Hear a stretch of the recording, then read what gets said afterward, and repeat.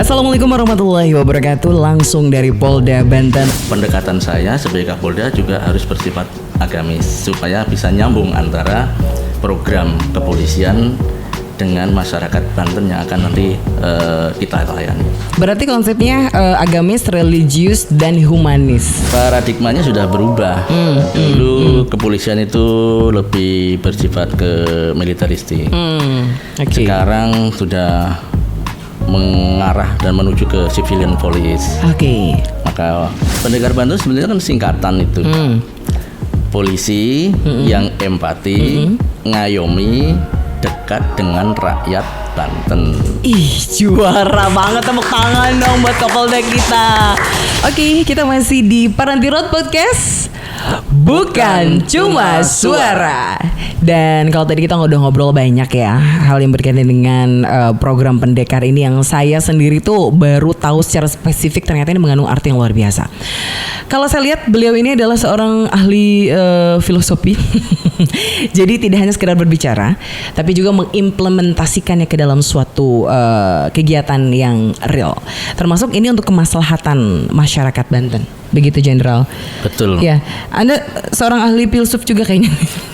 Tapi nggak cuma ngomong, ya nggak sih, bukan cuma suara, tapi juga kayaknya banyak kegiatan-kegiatan yang memang harus direalisasikan.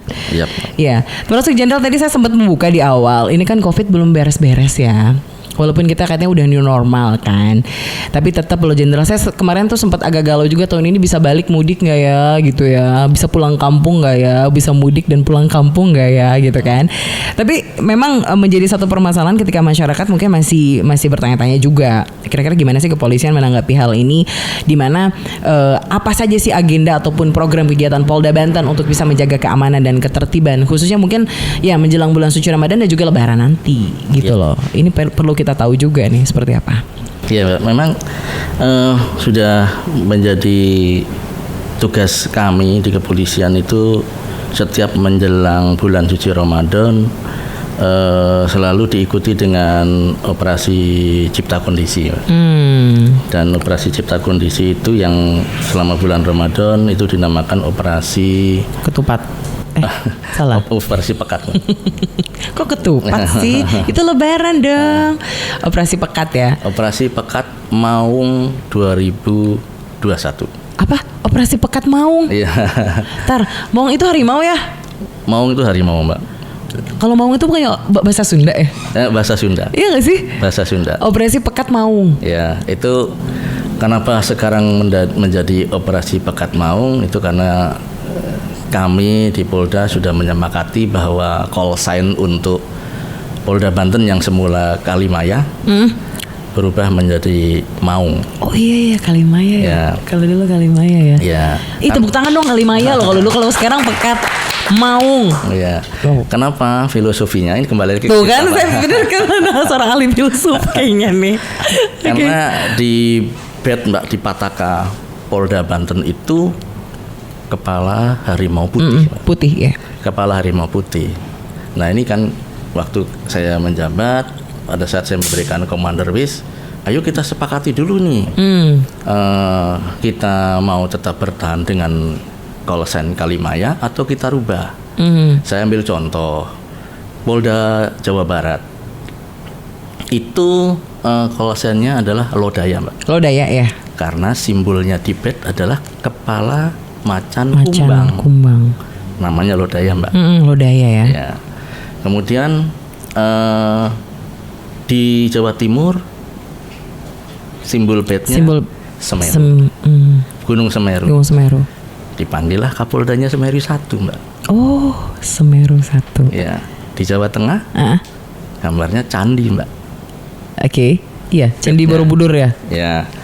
Call sign Kapoldanya Candi 1, Mbak. Candi 1. Lah kok di Banten gambarnya harimau putih dipanggilnya Kalimaya. Saya bilang enggak ada ya. Enggak cocok, enggak nyambung gitu. Iya sih, benar. Enggak nyambung, makanya kemudian kita sepakati bahwa call sign untuk Polda Banten berubah menjadi Maung. Maung. Supaya lebih gagah. Garang gitu ya. Lebih gagah. Gagah gitu ya. Iya. Sebetulnya harapan saya kan Maung Bodas, Mbak. Ya Maung Bodas. Ya, Beda ya kalau menyebut Maung Bodas saya dengan Maung Bodas Bapak ya. Coba Pak diulang lagi. ada cengkoknya, Mbak, kalau Maung Bodas. Oke. Maung Bodas. Nah, tapi kemudian kita sepakati daripada terlalu panjang, Maung aja. Maung aja. Iya. Maung aja. Call sign-nya ya. Call sign-nya, makanya sekarang sudah berubah. Karena waktu itu juga saya belajar tentang filosofinya Prabu Siliwangi, Mbak. Prabu Siliwangi. Ya, Prabu Siliwangi itu punya abdi 3. Harimau juga kan Ya. itu di sebelah kanannya. Harimau, Oke. macan kumbang, Macan kumbang. macan loreng, macan putih. Oke. Macan kumbang Jawa Barat, Jawa Barat. macan loreng Kodam Siliwangi, Siliwangi. Macan putih. harimau putih Banten. Banten. Tapi kok bisa kebetulan gitu ya? Kebetulan tuh emang udah gini. Maksudnya emang udah konsepnya kayak gitu ya? Ya, cuman kan kemudian di Banten tidak sesuai dengan filosofinya, makanya kan kenapa harus Kalimaya gitu pada saat itu gitu ya. Kenapa nggak menggunakan call sign yang ada di logonya? Ya, bukan berarti sekarang itu itu kan penjelmaan dari abdi ya. Prabu Siliwangi sekarang menjadi abdi negara. Nah, anda itu begitu kan maksudnya ya, abdi negara ya. Oke, cocok nih.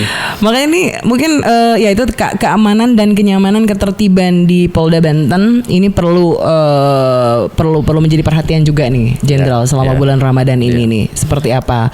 Karena tradisi ngabuburit, nongkrong-nongkrong, nunggu buka puasa. Nah, ini PR nggak sih? karena tadi saya bilang gini, kamu di rumah aja biar kita yang jagain gitu kan. Tapi ternyata polisi nggak ada liburnya. Kasian ya. Kamu di luar di rumah aja biar aku yang jagain karena kamu nggak mampu. Iya benar. Oke. Jadi gini, Mbak. Memang ada operasi cipta kondisi yang dilakukan dan ini operasi terpusat, Mbak. Seluruh Polda melakukan itu. Sasarannya adalah karena ini operasi pekat penyakit masyarakat, maka sasarannya adalah yang pertama adalah miras, Mbak. Karena ini kan menjelang Ramadan. Itu harus kita selesaikan dulu. Betul. Tentang miras. Terus kemudian penyakit masyarakat yang lain itu adalah premanisme, Mbak. Iya benar. Iya. Setelah premanisme kemudian lanjut dengan kejahatan jalanan, copet, jamret dan lain sebagainya. Itu disebut kejahatan jalanan. Tapi mulai sekarang pun saya sudah mencoba untuk membuat pola operasi dalam rangka menghadapi Ramadan. Makanya operasi operasi geng motor atau berandalan bermotor sudah mulai dari kemarin, sudah ada 19 orang yang kita tangkap. Wow. Ya, supaya tidak nanti pada saat Ramadan lebih mengganggu lagi. Iya, betul. Dan itu sudah kebijakan saya, nggak boleh ada berandalan bermotor. Itu di sweeping aja ya, Jenderal ya, dibersihin semuanya ya. Tapi kita juga harus membina komunitas-komunitas motor yang ada. Oh, caranya seperti itu. Iya, kan yang berandalan kan nggak cuma sedikit. Yang lain kan yang lainnya betul. Yang bikin kacau lah ya intinya ya. Terus kemudian saya juga udah minta perintahkan jajaran untuk operasi knalpot yang tidak standar. Yang racing, katanya racing suaranya. Tapi ini dari seluruh masyarakat sudah banyak yang ucapan terima kasih kepada kepolisian karena sekarang lebih nyaman tidak bising. Iya dong, lagi makan coba berisik ngweng, gezrek gitu kan. Apalagi ngelewatin tempat-tempat ibadah. Iya, tempat ibadah, rumah sakit.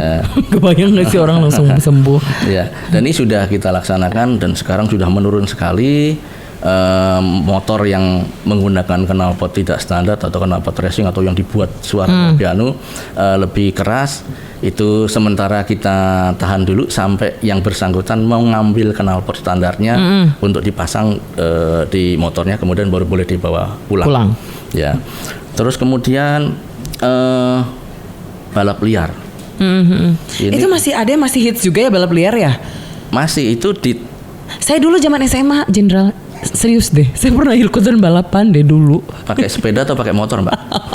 Pakai motor Vespa. Nggak serius, ini saya serius. Terus saya menyadari bahwa itu tuh salah gitu loh. dan mengakibatkan kecelakaan. Percaya nggak sih saya balapan? Ih, nggak percaya ya? Saya beneran, saya serius waktu itu. Kelihatan nakalnya. Oke. Ini apa? Biasa kalau nggak kita antisipasi sejak awal, nanti pada saat sahur itu biasanya pada balapan. Iya, menunggu emang, sahur, betul, balapan. Oleh karena itu kami sudah mulai untuk lakukan penegakan hukum terhadap balap liar. Balap liar itu tadi. Ya. Dan ini sudah banyak terjadi dan sudah banyak kita operasi itu di tol yang belum jadi, Mbak. Iya, tahu yang arah Tol Panimbang. Ya, itu rame ya? Rame. Makanya sekarang kita jagain semua. Udah kita pasang barikade supaya tidak ada lagi balap liar. Karena kalau mereka udah puas di situ, mereka pasti akan ke jalan, Mbak. Iya, mereka pikir sirkuit kali ya. Soalnya kan gini kan. Ya. Mereka pikir sirkuit kali ya. Ya. Oke. Termasuk nanti pada saat menjelang Ramadan, biasanya pada saat Ramadan juga mulai muncul tuh kerawanan-kerawanan terkait dengan tawuran. Ini juga sudah mulai kita berikan pemahaman supaya orang tua itu punya peran, Mbak. Orang tua itu punya peran untuk ikut menjaga anak-anaknya. Gini, Mbak, nanti jangan kemudian disalahkan kepolisian apabila nanti anak-anaknya tersangkut pelanggaran atau melakukan tindak pidana. Kemudian ditangani oleh kepolisian. Itu pasti nanti nggak akan keluar SKCK, Mbak. Kalaupun keluar pasti ada catatan kepolisian. Iya, ada ininya ya. Ada kalau notesnya ada di situ. catatan kepolisian, kasihan anaknya mau sekolah nggak bisa. Mau kerja juga nggak bisa karena ada catatan kepolisian. Makanya tanggung jawab itu jangan hanya serahkan kepada kepolisian. Tanggung jawab orang tua juga. Dan ini harus digelorakan terus. Karena kalau enggak nanti orang tua lepas tangan. Tidak mau ngurusin anaknya. Anaknya jam 10 belum pulang. Jam 10 malam nggak dicari. Biasa aja gitu ya.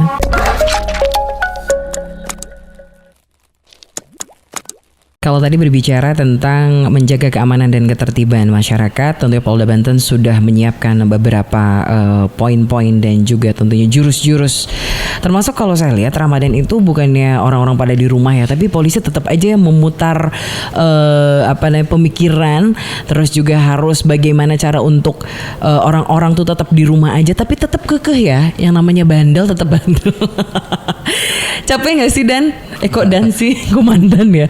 Capek nggak sih Jenderal kalau untuk seperti itu? Maksudnya udah dikasih tahu nih, udah disosialisasikan, udah dihimbau.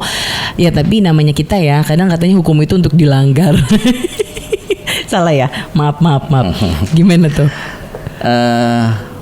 Terkait dengan kerumunan, ini kan juga sudah ada yang nangani. Kita hanya bisa melakukan operasi justisi. Kemudian mengingatkan, membagi masker. Membagi masker itu Polda Banten tertinggi di seluruh Indonesia. Oh ya? Polda. Wow, keren. Sudah berapa ratus ribu? Sudah lebih dari 2 juta, Mbak. 2 juta dong. 2 juta masker. Dan ini mendapatkan juga apresiasi dari Satgas Covid pusat. Tapi kemudian memang kerumunan menjadi permasalahan tersendiri karena masyarakat mungkin sudah jenuh, sudah setahun lebih. Harapan kami kalau mau tetap kegiatan di luar, tetap patuhi protokol kesehatan. Betul. Yang tadinya 3M kan sekarang sudah 5M. Oh, apa aja tuh? Coba tambah yang 2 apa nih? Yang pertama kan mencuci tangan, memakai masker, kemudian menghindari kerumunan, mengurangi mobilisasi. Terus yang berikutnya menjaga jarak. Menjaga jarak. Dan ini harus sosialisasikan terus menerus dan harus dipatuhi. Ya dipatuhi juga. Kami capek sebetulnya mengingatkan terus. Betul. Termasuk halnya kepatuhan dari para pelaku usaha, Mbak. Usaha. Karena sebetulnya sudah ditentukan jam operasional itu sampai jam berapa. Kan sudah ditentukan mall sampai jam sekian, rumah makan sampai sekian. Kemudian jaga jarak pelaksanaan jaga jarak di dalam rumah makan sudah ditentukan. Dan termasuk untuk rumah ibadah, Mbak. Karena kita Betul. sudah ada zona merah, zona orange, zona kuning itu ditentukan. Iya, betul. Zona merah itu 25%, kemudian zona orange itu 50%. Nah, itu sudah ada ketentuannya. Ada pemetaannya Ada juga pemetaannya. ya, gitu ya. Tujuannya adalah supaya pandemi ini cepat segera selesai. Tapi itu kan nggak mungkin selesai kalau masyarakat tidak punya peran serta yang kuat gitu. Dan ini biasa, Mbak, kalau masyarakat agak sedikit susah dikasih agak tahu, ngeyel gitu ya. Makanya harapan saya itu minta bantuan para ulama juga. Oh, makanya kenapa pendekatan tadi, karena ulama dekat dengan masyarakat. Karena ternyata masyarakat Banten itu ternyata lebih Mendengarkan. kalau ulama yang ngobrol. Iya sih, memang betul, Jenderal. Ya, Betul. kami sudah berbusa-busa. Iya. Tapi kalau ulama sekali ngomong saja, Iya. langsung diikuti. Oh, udah berbusa-busa tetap nggak bisa gitu ya. Akhirnya kalau ulama satu kali kecap langsung jadi. Iya. Dan terkait dengan penentuan zona itu kan dari pemerintah pusat, dari Satgas Betul. Covid pusat. Zona merah. Ya, zona kami itu hanya mendukung dan kemudian melakukan penegakan hukum. Makanya kemarin pada saat saya kemari, peraturan daerah belum ada, Mbak. Perda belum ada. Padahal perda itu dah tujuannya supaya kami punya ketetapan hukum. Kekuatan untuk melakukan penegakan hukum. Dan alhamdulillah direspon oleh Pak Gubernur dan DPRD sehingga keluar perda itu. Sehingga kami lebih leluasa untuk bisa melakukan penegakan hukum dalam rangka membantu Satpol PP untuk melakukan penegakan. Dan ini kami juga dapat tugas untuk Babin Kamtibmas itu sebagai tracer, Mbak. Jadi kalau ada yang positif maka harus dilihat ini dia ketemu siapa saja, di trace. Oh, iya, di trace-nya. Ya, yang punya kemampuan untuk trace itu yang punya kemampuan dan keberanian, Pak. Hanya TNI dan Polri lagi lagi. Pasti yang di depan nih. Ya, ayo maju polisi lagi, polisi yang maju. Babin Kamtibmas dan Babinsa. Sebetulnya ya hanya tentara dan Polri yang berani mati sebetulnya, Mbak. Iya, garda terdepan. Iya nggak? Selain dengan dokter gitu ya, maksudnya pada saat COVID itu ya. Ya, apalagi kalau sebagai tracer ya tentara dan kepolisian yang punya kemampuan. Yang punya kemampuan untuk yang dibikin maju duluan. Iya. Berani mati. Oke. Dan tentunya ini memang sudah disiapkan juga ya, Jenderal. Kalau misal kita lihat secara tidak langsung karena ini puasa kita berapa hari lagi ya? 14 hari lagi ya? 14 hari lagi nih, Jenderal nih, kesiapan dari anggota kepolisian sendiri, dari Polda Banten, dari anggota-anggota, dari pasukan-pasukan emang harus lengkap juga ya? Harus sejauh lengkap. ini kita harus mengantisipasi segala kemungkinan, termasuk kemarin ini menjelang hari raya Paskah. Oh iya, hari Jumat ya? Tanggal 2 Kamis, Jumat, Sabtu, Minggu. Long weekend. Rangkaiannya seperti itu kan, Pak. Kamis itu kemudian Jumat apa, Sabtu apa, kemudian misa di Paskah di hari Minggu. Dan ini kan harus kita juga kami juga atensi untuk pengamanannya supaya nggak ada gangguan-gangguan keamanan terkait pelaksanaan saudara-saudara kita yang melakukan misa pada saat Paskah. Apalagi nanti menjelang setelah Ramadan ada tarawih mungkin. Dan itu kan juga yang penting. Kalau tarawih sendiri sebenarnya ini ya untuk saat ini gimana? Ya kembali lagi tadi zonasi warna itu yang tentukan dari pusat. Sudah ditentukan, Mbak, kalau yang zona merah, orange, kuning, hijau. Kalau Banten? Banten sekarang ada yang orange, ada yang kuning. Nah ini juga menentukan persentase ke kapasitas rumah ibadah. Baik itu terhadap di gereja maupun di masjid. Iya. Dan itu harus benar-benar dipatuhi karena itu sudah kebijakan. Karena supaya pandemi ini tidak berlanjut terus kemudian banyak lagi yang tertular. Iya, yang mungkin terpapar lagi. Iya. Intinya berarti semua itu kan tetap dilakukan sesuai dengan zona yang sudah ditentukan oleh pemerintah pusat. Iya. Contoh yang tadi ada zona orange dan kuning. Walaupun memang tetap menjalankan sholat tarawih misalkan nih, karena kan yang menjadi pertanyaan kami boleh nggak sih gitu kan? Ya tetap menjaga protokol kesehatan juga Iya. kan. Intinya kan gitu ya, Jenderal ya. Tapi harapan kami semua ya sebetulnya bisa juga kan dilaksanakan di rumah. Itu lebih Iya lebih aman bagi Iya kita semua. sih, gitu. betul. Cuman kan ada yang merasa bahwa saya kalau nggak di masjid nggak Abdul. Abdul. Nggak mantep gitu Nggak loh. mantep. Nah, saya aja masih sering sholat di rumah. Oh masih di rumah ya? Karena saya menjaga yang lain, Pak. Iya sih. Saya yang menjaga yang lain. Kalau semuanya punya pemikiran bahwa kita menjaga yang lain, mungkin akan lebih soft, Pak. Akan lebih tahu diri lah. Betul, Ya, saya tahu- setuju tahu itu. diri. Oke, lantas Jenderal tadi statement saya tahun ini Ramadan dan Lebaran bakal masih dalam nuansa virtual. Berarti nggak ada lagi, belum bisa mudik ya? Gimana sih? Itu juga kembali lagi Mbak dari nanti kami menunggu petunjuk dari Pusat. Oke. Nah, ini belum ada nih keputusan dari pusat seperti apa. Cuman yang perlu saya jelaskan itu mengenai mudik dan pulang kampung. Iya, mudik dan pulang kampung dong. Mohon pencerahan Jenderal. Soalnya teman-teman saya juga kepo nih. Gak bisa mereka membedakan mana yang pulang kampung sama yang mudik. Oke, monggo. Kalau menurut pendapat saya, kalau yang pulang kampung itu kan karena memang sekarang saat pandemi, dia udah nggak punya lagi pekerjaan di kota. Oke. Dan kemungkinan untuk kembali lagi ke Jakarta itu bisa dihitung 0%, Pak. Nggak mungkin kembali lagi. Mereka memang mau pulang kampung. Ya, emang mau balik Nggak mau balik. Nggak mau balik nggak lagi. mau balik lagi. Kalau yang balik lagi kan namanya mudik, Mbak. Oh iya ya, kayak saya mau balik ke Bandung gitu, itu kan mudik. Tapi saya mau balik lagi ke Banten. Nah itu namanya mudik, bukan pulang kampung. Oh nggak boleh ya? Kalau pulang kampung aja. Nggak balik-balik lagi, karena emang Ya. dia sudah tidak berpenghasilan di kota. Ya, karena udah gak ada pekerjaan. Oh, udah gak ada gitu. pekerjaan. Mau jualan susah, mendingan dia pulang kampung. Nah, tapi ini kan kalau tidak dijelaskan menjadi debatable kan, Mbak. Banyak Berarti yang paham. intinya adalah ada sebagian kalangan yang bahasanya mereka memang pulang kampung. Iya. Ini memang agak-agak rancu juga sih ya ketika Iya. bahasa ini masih dipertanyakan terus gitu loh. Yang memang mereka domisili mereka bekerja di kota, tapi memang biasa pulang setahun sekali. Tapi dia sekarang sudah dirumahkan, Ya. atau sudah tidak memiliki pekerjaan, di PHK. Ya. Berarti bahasanya pulang kampung. Ya, karena tidak ada kemungkinan lagi untuk kembali lagi ke Jakarta. Akhirnya bikin usaha di rumahnya, Ya, di kampungnya. ya, Oke. jualan di kampungnya. Nah, itu maksud saya Jenderal. Ya. Oke, oh gitu ya. Sudah paham ya teman-teman ya? Bagaimana? Cuman ya itu biasa masyarakat bilang, "Oh, saya mau pulang kampung," padahal kan sebenarnya mudik. Oh, iya sih, emang sulit juga sih. Ya di sini kepercayaan lah intinya. Sistem kepercayaan gitu ya.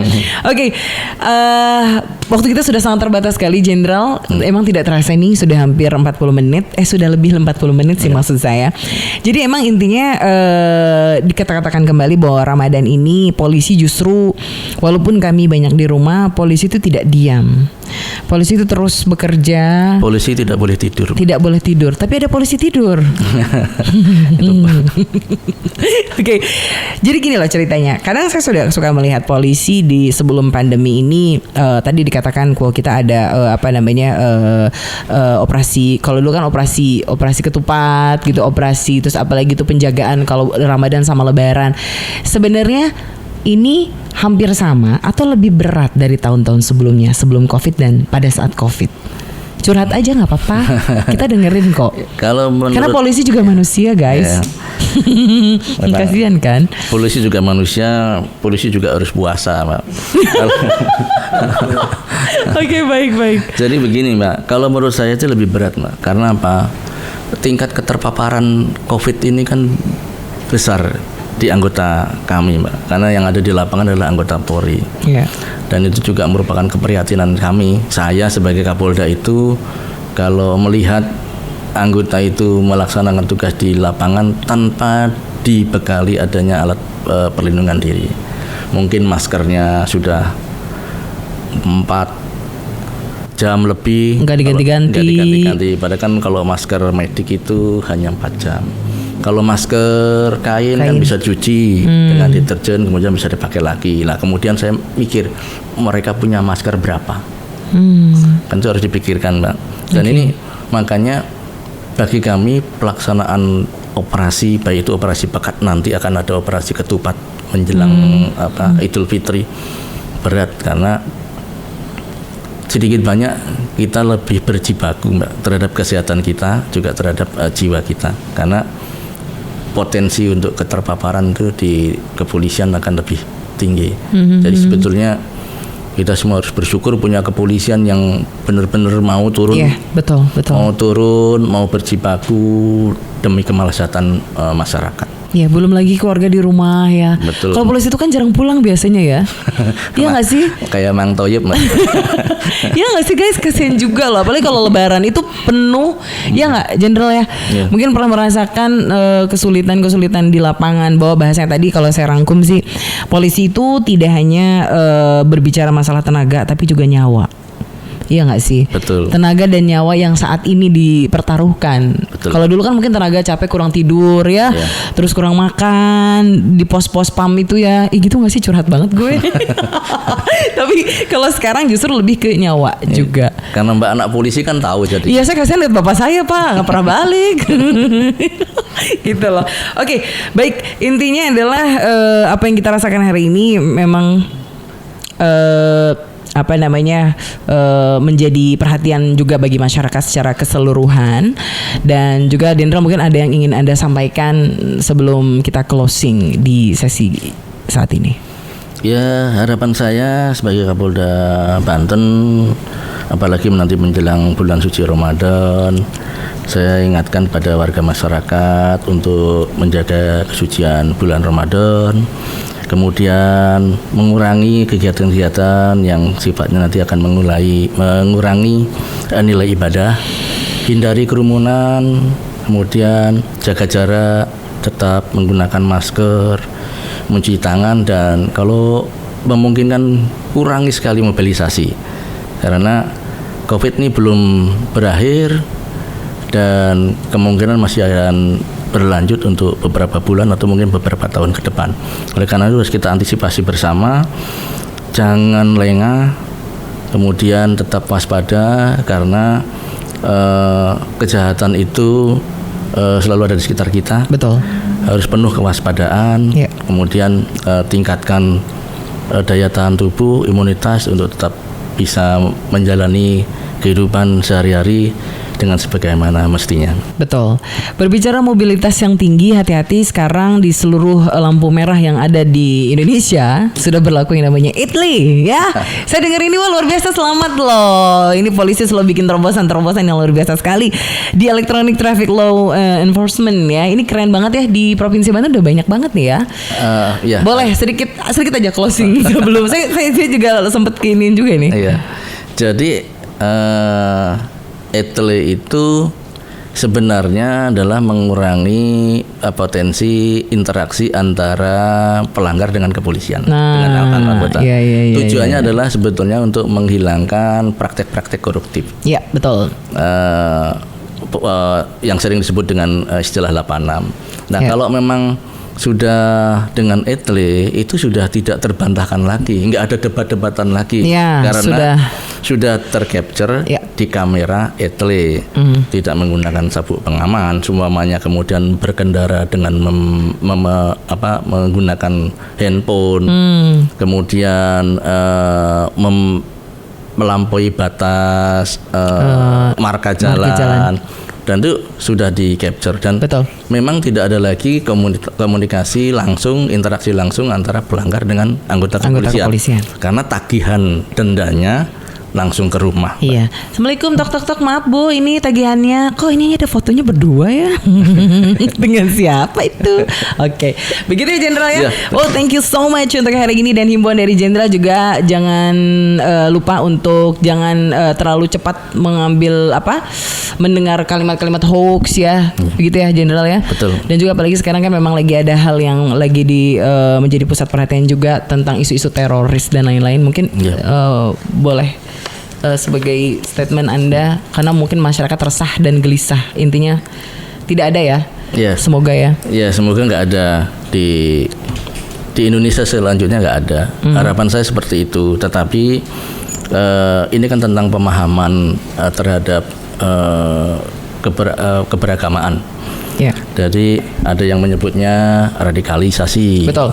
Oleh karena itu kami dari kepolisian pun sudah membuat program itu adalah moderasi beragama, Mbak. Ya, moderasi. Supaya pemahaman tentang keagamaan itu ya sesuai dengan tuntunan yang telah dijalankan baik itu dari agama Islam, Kristen maupun agama lain maupun agama yang lain. Ya. Kalau dari agama Islam ya harus sesuai dengan tuntutan agama Islam yang dituntunan oleh Nabi besar Muhammad Sallallahu Alaihi Wasallam. Oke, baik. Luar biasa sekali untuk hari ini. Wow, ini nih saya udah dari sekian lama saya nunggu, ternyata ngobrol kita panjang banget ya, dan tidak terasa sudah 60 menit loh. Baik, Jenderal, terima kasih banyak loh sore ini sudah bertegur sapa dengan kami di Peranti Road Podcast Bukan Cuma Suara. Dan tentunya terima kasih banyak untuk Bapak Kapolda kita yang luar biasa sekali ya. Dan Bapak mau ya next time kita ngobrol-ngobrol lagi ya. Insya Allah, yang lebih seru ya. Nyaman kan? Oke kan? Asik kan? Asik. Oke. Dan jangan sampai lupa untuk selalu like, subscribe dan juga komen di Paranti FM Pandeglang, karena seluruh podcast kami di episode 48 selalu akan tayang, dan nanti untuk yang Polda Banten ini di episode ke-49. Terima kasih banyak sekali lagi. Terima kasih Jenderal. Sampai jumpa di Paranti Road Podcast Bukan Cuma Suara. Terima kasih. Wassalamualaikum warahmatullahi wabarakatuh. Waalaikumsalam warahmatullahi wabarakatuh.